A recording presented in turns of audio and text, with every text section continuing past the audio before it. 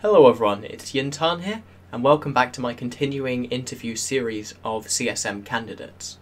If you're listening to this just after the video has come out, then you should know that on Monday the voting for the next Council of Stellar Management will start, and this election will determine who is on the player representative body, which actually flies out to Iceland and meets with CCP in person in order to help give feedback from the player base to CCP directly, and also work under an NDA in order to allow CCP to better develop new features. I personally have spent 3 years on the council, and now that I'm coming off of my final term, I'm taking the time to interview candidates who I think have a decent chance of being elected into CSM 14. But that's enough about the election and myself. Let's let the candidate of the day introduce themselves. Hi everybody, I'm Jurius Doctor. Most of you will know me either from my time as a teacher with EVE University or from my instructional YouTube videos where I produce content for new bros, teaching people the ropes of how to play EVE online. I am now running for the Council of Stellar Management number 14, and I'm also a recruiter and teacher with Iron Armada.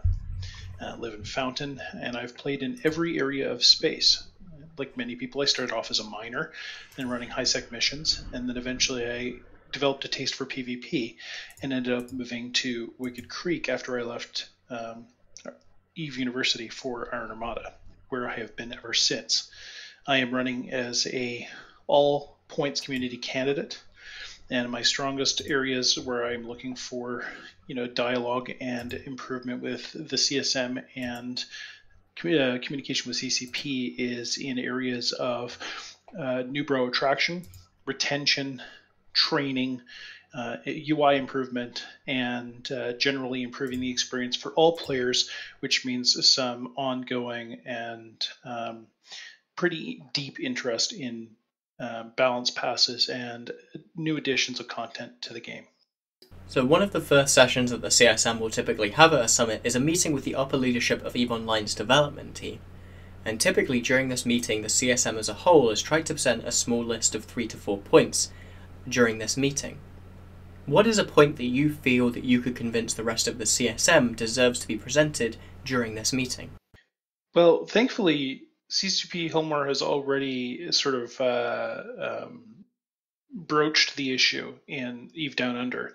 He brought up the fact that there is attention to the fact that there's not enough implicit risk in EVE anymore, and that perhaps some of the systems that are in place to facilitate communication and engagement between players have been co-opted by other tools and other uses and are reducing risk for the average player. EVE isn't as scary as it used to be. It isn't as dark as it used to be.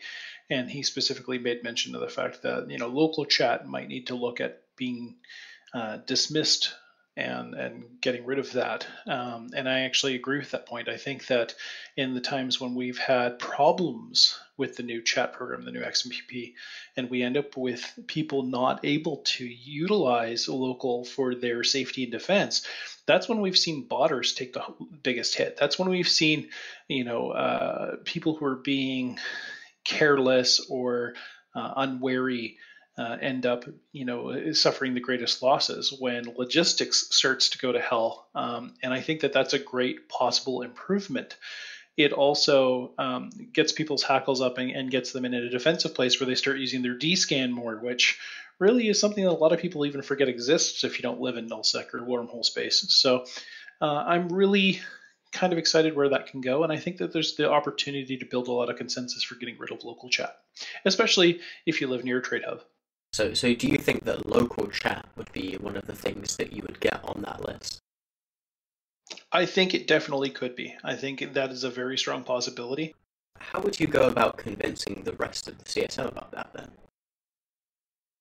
Well, given the fact that there's a number of community candidates running, myself, Manic, Madroll, and a couple of wormhole candidates who are very vocal, I don't think convincing a majority would be an issue. I think it would be swaying some of the nullsec groups, and only because local serves a number of purposes for them.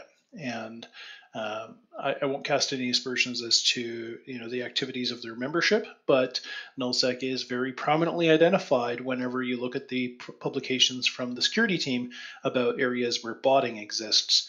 So whether or not I'd be able to speak to the nullsec blocks would be a matter of making sure that I can speak truth to power in a way that they understand it and embrace it. And good thing is I'm very good at that. During my time on CSM 12, I was asked to present CCP with a list of 3 areas of the game that I thought that they would gain the most out of working on. If you were put in a similar situation, what would be the 3 areas of the game that you presented to CCP? I definitely think that marketing to new players, and particularly expanding their marketing at all. They've had some really good advertisements recently. There was a short run video campaign that largely aired on Facebook that I thought was quite clever, but it missed the mark somehow in the fact that there are some very strong and clearly identifiable verticals of players and industries from which those players originate: project management, legal professionals, doctors, logisticians, people who work in transportation or warehouses, those emergency services. Those are all areas where EVE players tend to draw very heavily from in terms of membership. But we don't do a good job of marketing to those. So marketing is a big one. I'd love to spend a full day just talking with a few others in CCP Orca. Like, that would be a focus of my time. The second one would be, retention and improving the community. And this is something where I don't need to talk to CCP. I need to talk to the other CSM members, because I don't think that retention is CCP's problem. CCP in the last 18 months has released more updates and more content and more innovation in EVE than I've seen in 8 years. And we have a community problem. We have a problem where we have adopted a culture where it's good to have PvP and it's good to feed that culture, but we don't do a good job of keeping people who are interested in the game, and we don't do a good job of dissuading people who want to leave from never coming back. We're not in a place where we're holding on to players, and that's something that we need to work on. It's something that nobody really wants to acknowledge, but it is definitely a community problem. I feel very strongly about this. And I think the third thing is that we need to give some love to LowSec. LowSec has been largely ignored for about the last 7 years. I haven't seen a whole lot of changes there. Haven't seen any love there. Faction warfare could use a huge pass. I think everybody's in agreement that nullsec's been fixed to death. The capital meta has been addressed over and over and over again, and nerfs don't fix anything. But we haven't seen any new development or any new love given to LowSec other than some of the NPC events like forward operating bases and so on. LowSec needs more than that, and nullsec can't continue to be the focus. It's not the whole of EVE. 2/3 of characters in this game don't even live in null, so we need to do better there. Can you describe something that you have experience with that you perceive to be broken, or at the least overpowered, and explain why it is overpowered or broken in your view? Yes, I would say that one of the things that feels overpowered or broken is in an area of PvP that a lot of people don't really pay attention to, but those that do understand, which is market PvP.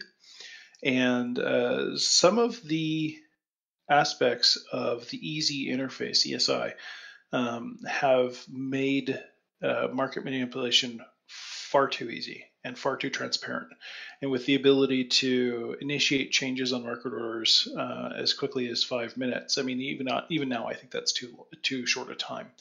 I think that there's too much opportunity for people to interfere with the market when they're operating at the level of, I'll throw a name out there, Aerith. If somebody's operating at the level where they have trillions and trillions and trillions of ESK, and they're not even really worried about having a loss on a purchase in the market, they have the power and the position and the tools available to them to go in and essentially have as much of an impact as when CCP directly intervenes in the market. And players always get super bent out of shape when that happens, unless it benefits them. So why would we be so butthurt about CCP making a market pass when individuals like Aerith and others, Kriba if you wanted to, could buy up literally all of a single mineral type all across EVE in an hour and not even blink. There's an opportunity there to unbreak that without destabilizing the entire economy. Just out of interest there, are you pro or anti CCP intervention in the market? I am pro CCP having a measured investment in making sure that the market operates in a fair and predictable way. And wherever fair and predictable conflict, predictable should win. Which has always been their attitude towards game development and balance passes. But the way I look at CCP's involvement with the market is the same way that I look at the Security and Exchange Commission. I look at them like the SEC, in the sense that if somebody's doing something that they shouldn't, or somebody's trading on information that they shouldn't, or somebody's purchasing something in bad faith and generating a monopoly in a way that stifles competition, they should have the ability to step in and kibosh that. So the CSM has to give input on many things, even things that aren't normally thought of as coming under the CSM's purview, such as UI design. However, a meeting with the UI team, Team Psycho Sisters, is a part of most summits. As such, can you describe a part of the UI that you interact with heavily and identify a problem with it when used in the way that you operate it? Okay, Yes, and I can actually say that it has thankfully been addressed as of the May 28th release. And that is because I spend so much time teaching and creating content for the instruction of new bros and explaining concepts to players or talking about game mechanics, I often run into the situation that when I'm trying to intelligibly explain the function of a portion of the HUD or of the interface, everybody has their own design and flavor of how they want their HUD set up. Location of the overview, location of capacitor, transparency of windows, whether they stack their windows into tabbed views or not, which columns they choose to include, and that's even if they've gotten as far as being able to understand how to interact and manipulate. And in every situation, in every fleet I've ever flown in, ever, unless it's with a very small group of all pilots I've flown with multiple times before, and everybody has sort of the same communication path. There's always somebody who gets lost. There's always somebody who clicks on the wrong thing. There's always somebody in Logi who doesn't know how to turn off the other broadcasts so they only see calls for reps. There's always ways in which people fail to drink from the fire hose and understand all the data that's coming at them from Eve's interface. And thankfully, the new UI pointer tool, which was developed by CCP Carker and her cohort, is an absolutely perfect answer to that, because it doesn't matter where they've put their windows or how they've configured them. If I want to highlight the overview settings hamburger menu, I can do that with a click, put a link to it in chat. They can click that link and it'll flash on their overview. That was a massive, massive boon to this game. I think that it is going to change a lot of communication and education and gameplay. It's going to add ways in which people control each other too, absolutely. But I think that everything I had ever wanted to get achieved in terms of simplifying teaching this game to others and clarifying the HUD is accomplished with that tool. So I actually couldn't ask them. Can you point to any problems that you have with the existing UI and elaborate on what the problems are with that area of the UI specifically? In terms of things that I would like to see changed, I agree with Barker and with some of the others about the fact that due to the nature of Eve's development and the nature of the community and the level at which advanced players in the general community operate, there are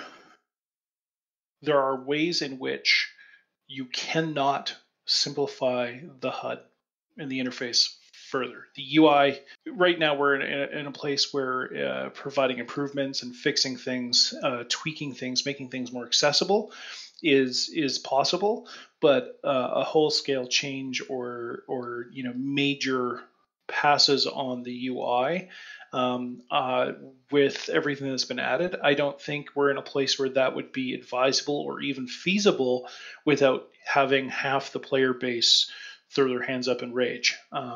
and the game itself is naturally complex because of of what it is. Eve is hard because it demands a higher level of understanding from its players.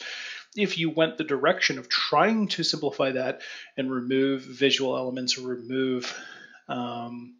remove tools, remove clutter, you would end up in exactly the same position I'm in with YouTube's classic control panel and their new beta control panel, which is that I freaking hate the new one, and I wish it would die in a horrible fire, because when YouTube changed their creator console to the new beta version, they stripped out half of the functional stats, metrics, and information I need to know about the community that's coming to my webpage.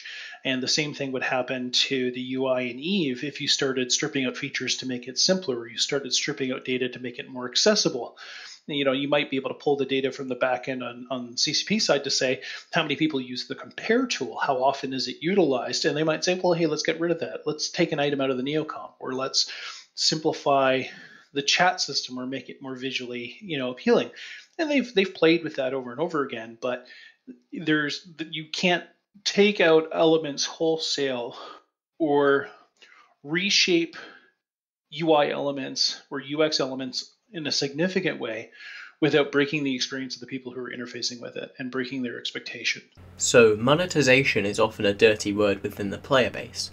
However, as you're running for the CSM, I hope you understand that it's a necessary part of CCP continuing to exist, while still something to be safeguarded against becoming too rampant. What is a new area of monetization that you would argue against, and what would be your argument to convince CCP on why it shouldn't be done? I like your question, but it comes loaded with the idea that I am anti-monetization, and I'm actually pro-monetization. I actually think that there's the opportunity to open more channels for monetization so that CCP can get more money in the doors out of the player base that we have. I mean, they're very careful not to state in the MER, and in the MER of recurring, subscriptions, how many warm bodies are actually playing this game. I know we've got 300,000 to 350,000 characters, but we don't know how many physical human beings are attached to that. It could be 25,000, it could be 50,000, it could be 100,000 people, actual human beings sitting in seats behind computer screens playing this game. So, while we know from a very, distant arm's reach level that CCP is in fine shape, especially after Pearlbis acquired them, there's no reason why monetization shouldn't be available to those people who want to take advantage of it. I know that the introduction of Plex is kind of a it's a hotly disputed point, in the sense that some people love it and some people hate it, and others are completely convinced it has destroyed that and injectors have destroyed the game. What I would caution against with CCP is not allowing monetization to go the route of meaningless monetization. That is to say that right now they didn't store skins, cybernetic upgrades for your characters. Those are vanity items. They're surface cool. They're lipstick for the pig. But injectors, extractors, these are things that, daily alpha injectors, these things impact the potential for, gameplay elements. They give you the ability to people to, rather than having to take 6 to 9 months to get into a certain class of capital or multiple capital ships, are able to sit in a day. And it's changed a lot of the dynamic of the game. It's impacted the capital meta. It's put people in places where, to their credit, players who are starting the game now no longer feel, if they have the disposable income to afford it, like they are forever going to be behind those people who've been playing the game for a long time and have, tens of millions or hundreds of millions of skill points. But by the same token, those same people who have tens of millions and hundreds of millions of skill points and have commensurately large wallets, they can now accelerate the growth of their own alt army to include more characters of the same capacity without having to have the same slog they went through before, which, I mean, it's a good thing and it's a bad thing, but it's a little bit like catching a falling sword by the blade. It gives a lot of power to the game, but it also hurts the game in some ways. And the only thing I would caution is don't introduce anything that's going to do anything on the same level of impact as injectors and Plex have had, but definitely add more avenues for monetization to be engaged. Just avoid the extremes of completely meaningless ads for money and those things that break the game. Okay, that's a very interesting take. Can you give an example of an area of monetization that you would be happy to see CCP presenting to you then, in order to give an example of what you would support? I would love to see. Okay, so I had this idea a little while ago and it's been discussed a few times. I know CCP is aware of it, and I know they've talked about it internally, but the idea of atrophying space, which is to say if certain stargates don't get traveled through frequently enough, or certain, constellations don't see enough travel, that those gates eventually shut down because there's nobody going through them. And I think that would play nicely into the new holographics that we have on the gates, indicating the safety of the space, the frequency of travel through them. But what if you could pay to open gates, or to set up gates that traverse a greater than normal distance?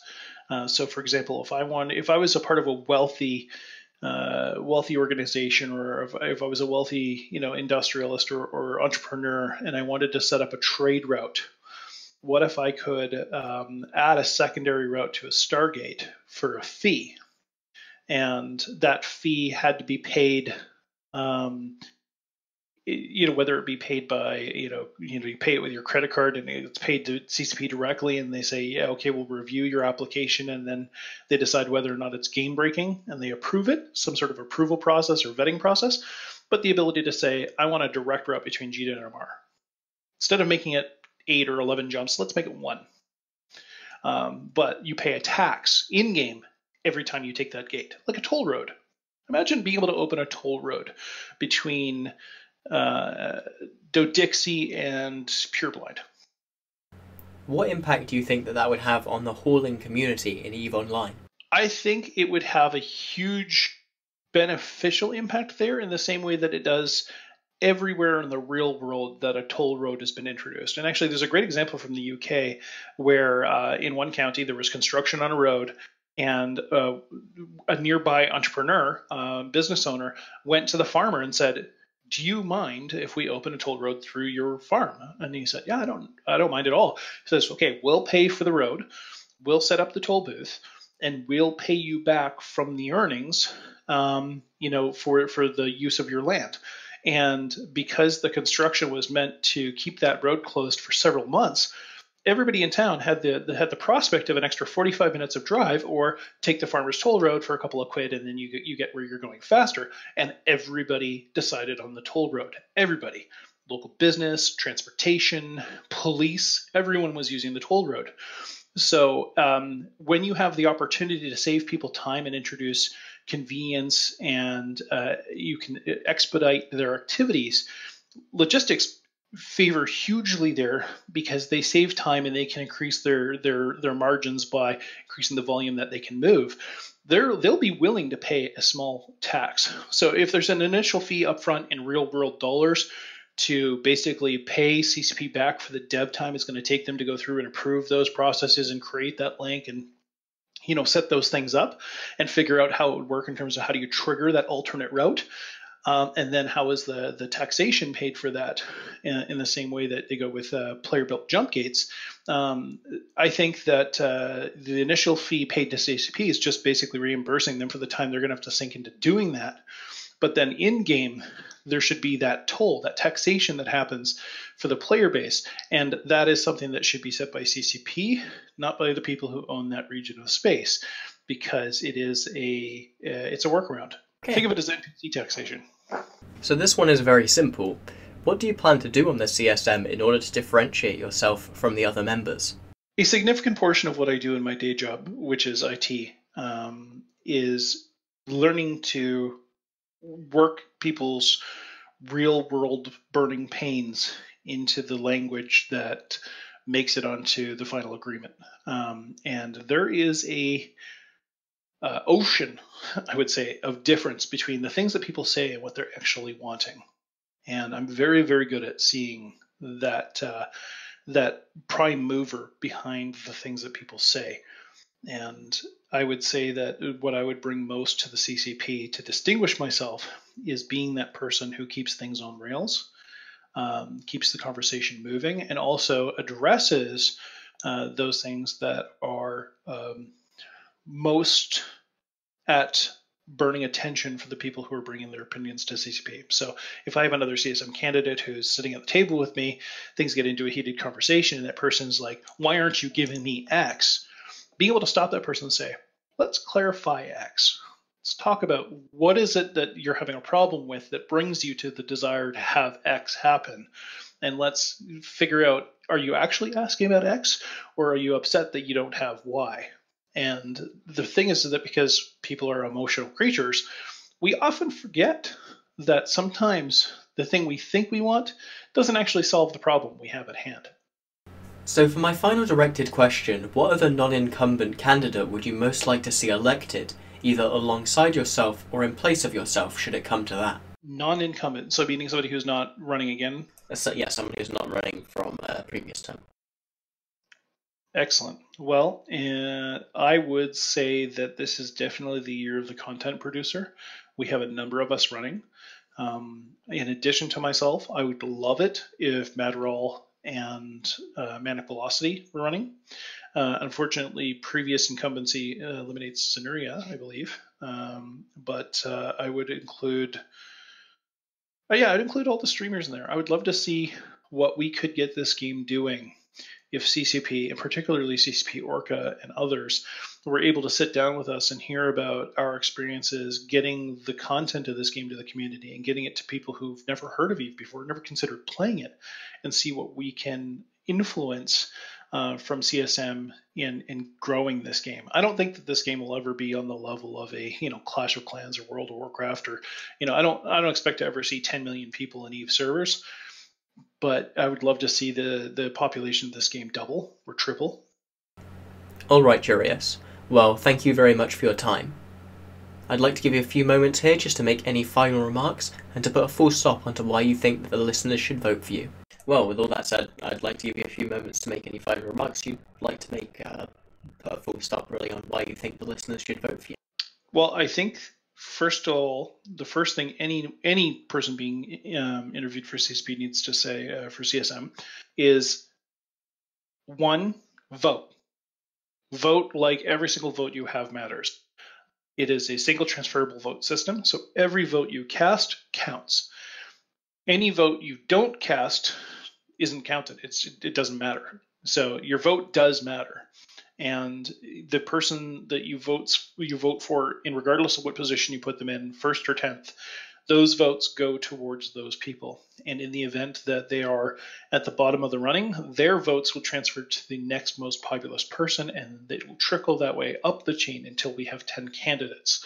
So if you want somebody to succeed in becoming a member of the CSM, if you want them to count, include their name, remember who they are, read their platform, visit their profile page, go to the forums and look at their posts, ask them questions, be vocal. I am among those in the CSM who is most accessible. I'm available on Facebook, Twitter, YouTube, Instagram. I'm in Twitch. I'm available by Discord, in-game chat. You can email me. My email address is public. Heck, if you want my LinkedIn, you're welcome to add me there too. I am probably the most undoxable person because I live a basically transparent life. I'm eminently reachable, and I think that I had somebody ask me, would I want to run a town hall? No, because people can just practically pick up the phone and call me already. And I implore you to do so. So even if I'm not your first pick, or even if I'm going to be your 10th pick, make sure you're using all 10 of your votes, and make sure that if you have questions, you're asking those people for the information that you want, and making sure that they represent your interests. And not just the interests of your group or the organization you're with or the region of space you live in. Think about all EVE players and what these platform candidates have to bring to the community and to the game at large. The second thing I would say is definitely vote for Madrigal and for Manic Velocity and myself.